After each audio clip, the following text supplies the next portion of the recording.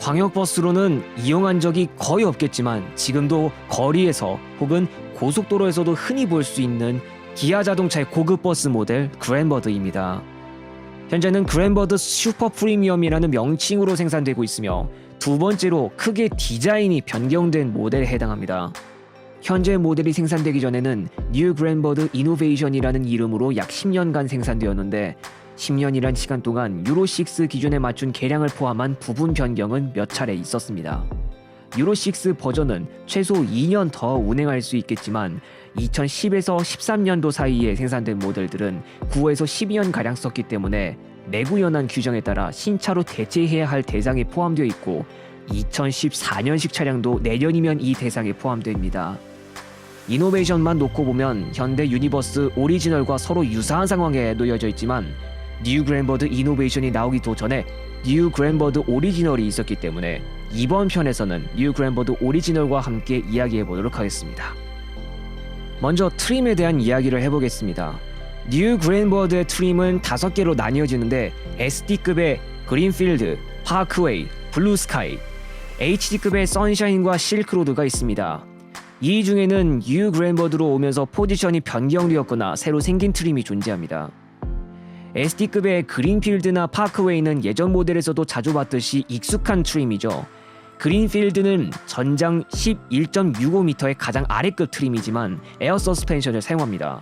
잠시 후에 언급할 어떤 트림으로 인해 대수는 많지는 않지만 단거리 시외버스 노선에서라도 한 번씩은 볼 수 있었던 트림이었으며 간혹 장거리 노선에서 이용할 수도 있었습니다.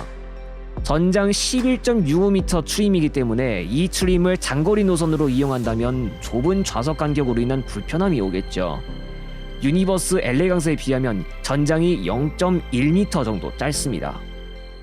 유니버스는 11.65m 트림, 11.76m 트림, 12m 트림 순으로 올라갔지만 그랜버드는 11.76m 트림 없이 바로 12m 트림으로 넘어갑니다. 파크웨이가 바로 전장 12m SD급 트림인데 여러분이 길에서 지나가는 시외버스를 보는데 기아차의 모델일 경우 그랜버드 파크웨이였을 가능성이 많습니다.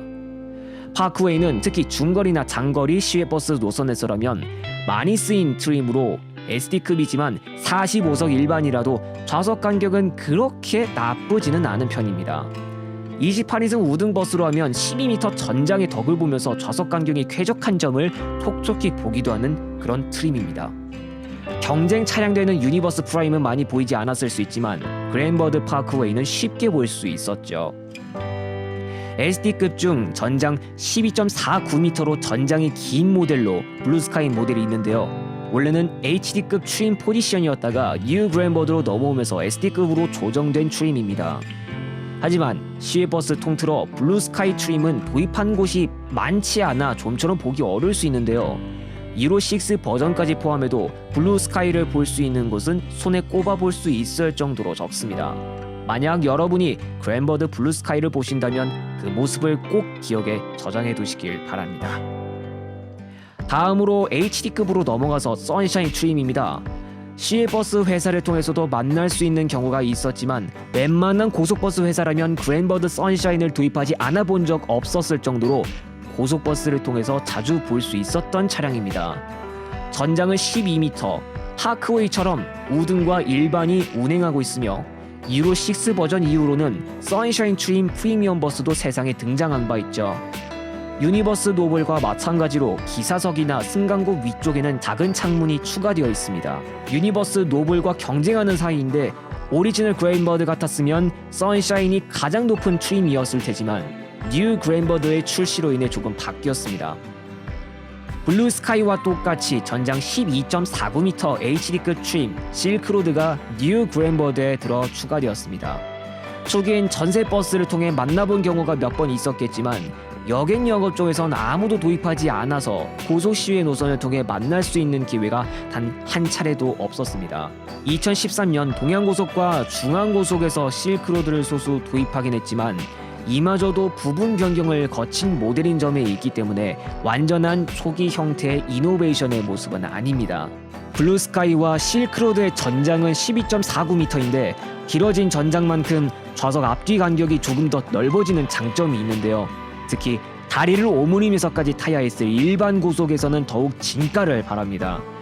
좌석 폭은 좀 좁지만 다리를 조금이라도 펴볼 수 있는 여지가 생겼거든요.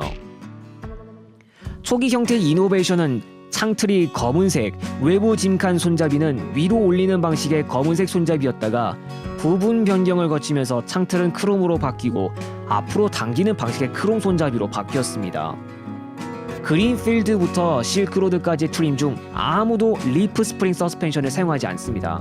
그래서 그랜버드에서만큼은 딱딱한 승차감으로 인한 불편은 경험할 필요가 없었습니다. 그린필드에 폴딩 도어를 적용할 수 없어 모든 트림은 스윙 도어를 사용하고 하차 용도를 위한 가운데 문 설치를 할 수 있는 여부도 없습니다. 또한 가스버스 옵션도 없어 광역버스로서의 쓰임새는 없습니다. 뉴 그랜버드를 이야기해보기 전에 오리지널 그랜버드에 대한 이야기를 잠깐만 해보겠습니다. 그랜버드는 아시아 자동차의 AM 시리즈의 뒤를 이어 1994년에 출시되었습니다. 원래 그랜버드는 히노 셀레가의 설계가 기반이지만 차체 디자인은 자체적으로 제작되었습니다. 1995년 당시 통상산업부로부터 굿 디자인상과 석세스풀 디자인상을 수상한 바 있고 2004년부터 3년간 고급 대형 버스 시장에서 1위 자리를 지켰습니다. 뉴 그랜버드 오리지널은 2007년, 뉴 그랜버드 이노베이션은 2010년에 출시되었습니다. 헤드라이트는 가로형 디자인이라는 틀은 유지되었지만 테일라이트는 유니버스와 유사하게 세로형 디자인으로 바꾸며 변화를 시도했습니다. 내부는 기존의 오리지널 그랜버드 디자인을 그대로 채용한 쪽이 있었는데요.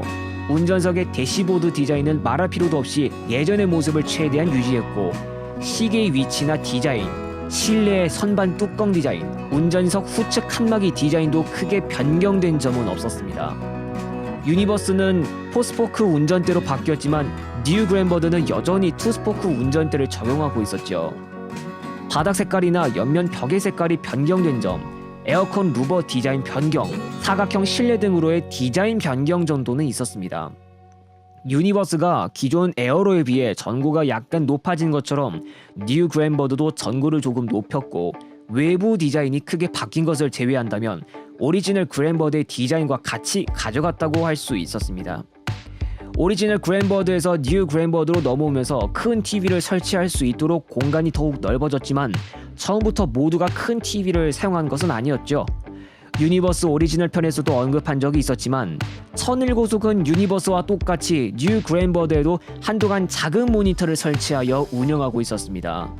금호고속에서 유니버스를 도입할 당시에는 일반 고속에 유로 시트를 설치했지만 그랜버드엔 유로 시트를 설치하지 않았습니다. 차량별로 사용하는 시트도 다르게 하려는 것으로 보입니다. 우등 시트는 유니버스와 마찬가지로 스피커 시트 적용이 가능했지만 그 악명 높던 베개 시트 적용도 가능했습니다. 역시 금호고속 계열의 차량이라면 베개 시트를 이용할 가능성이 있었습니다. 무드등은 주 실내등 쪽에 설치되어 있기도 했는데 앞뒤 바깥쪽으로 나와 있는 무드등 자리에 조명이 들어오는 식으로 할 수 있었습니다. 2010년에는 뉴 그랜버드 이노베이션이 출시되었습니다. 공통적인 변경점과 HD급에만 해당되는 변경점이 따로 존재했는데 내부 디자인 변경은 SD와 HD 모두 있었습니다. 승강구 가까이 있던 시계는 중앙으로 옮겨갔고 선반 뚜껑 디자인은 각진 디자인에서 곡선이 있는 디자인으로 바뀌었습니다. 운전석 후측 칸막이 디자인도 변경되었는데 이전 디자인보다 높이가 약간 낮아진 듯한 느낌을 주었습니다.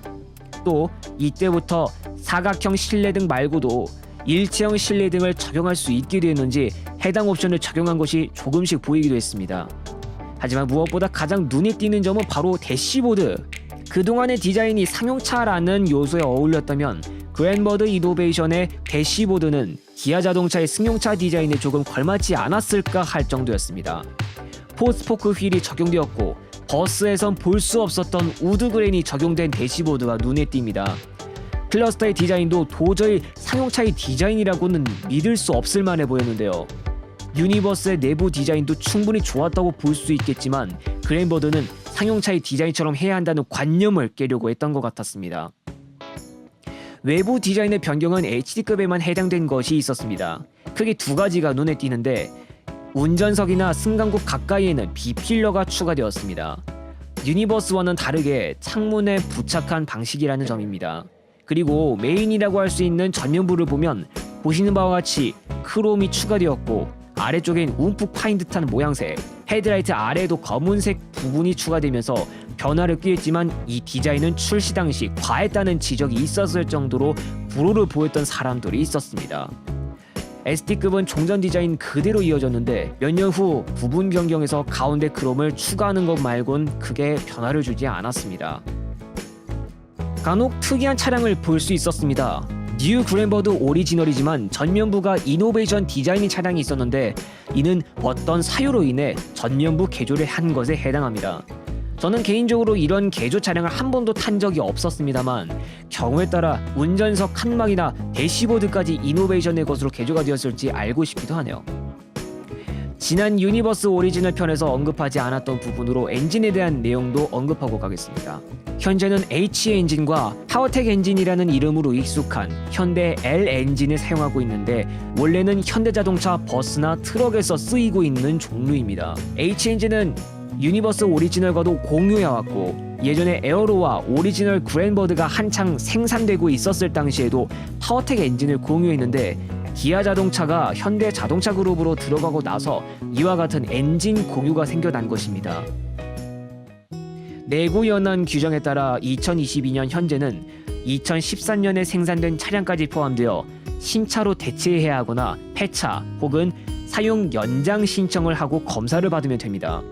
뉴 그랜버드 오리지널은 2010년까지 생산되었기 때문에 이번 연도를 끝으로 더 이상 볼 수 없을 것으로 보이고 뉴 그랜버드 이노베이션은 2012년식 기준으로 길면 2024년까지는 볼 수 있겠지만 역시 내구 연한 규정에 따라 대수가 점점 줄어들고 있기 때문에 점점 자주 볼 수 없을 것으로 보입니다.